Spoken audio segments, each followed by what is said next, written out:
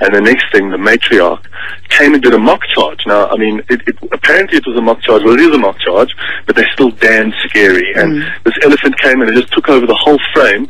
And Peter just calmly stood in front of the elephant and literally just said, "Now stop, stop." And the elephant stopped. And then it charged again. He said, "Stop." And he threw his walking stick down on the ground in front of it. And the elephant stopped. And I was panicked. I think I missed about 10 heartbeats.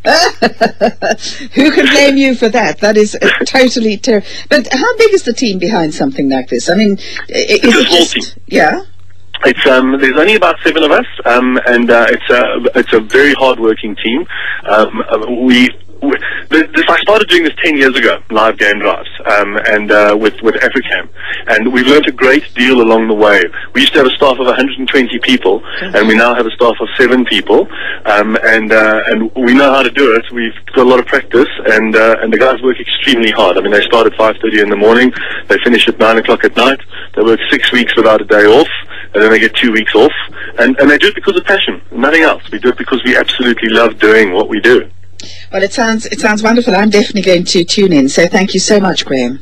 Thank you very much for giving us an opportunity to talk about it, Jenny.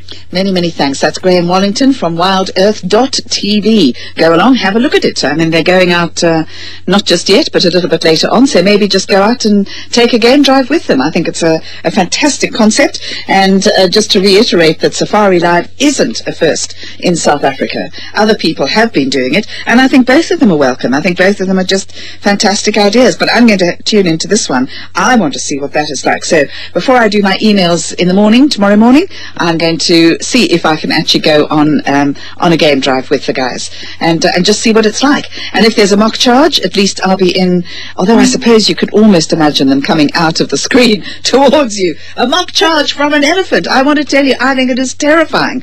And I'm quite sure an elephant would have run me down had I not been with a game ranger who was taking me to my tent that night. This was in the, what do you call it?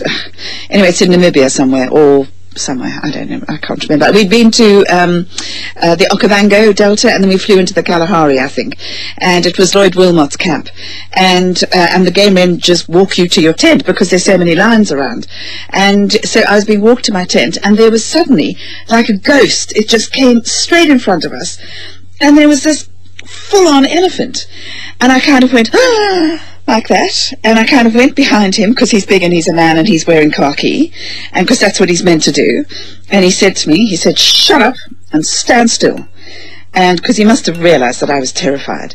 And then this thing charged us, and up came the ears and everything like that, and the ranger said, "Stand still," because I was starting to run. And he grabbed me by my shirt at the back of my neck, and he just held me. He said, "Do not move." And I couldn't move because he was just holding me absolutely still. I tell you, by the time that elephant went, he mock charged us twice. By the time that elephant went and I got to my tent, I could actually feel my knees beginning to give way. You know, I was shaking. I was shaking with terror. It is very scary.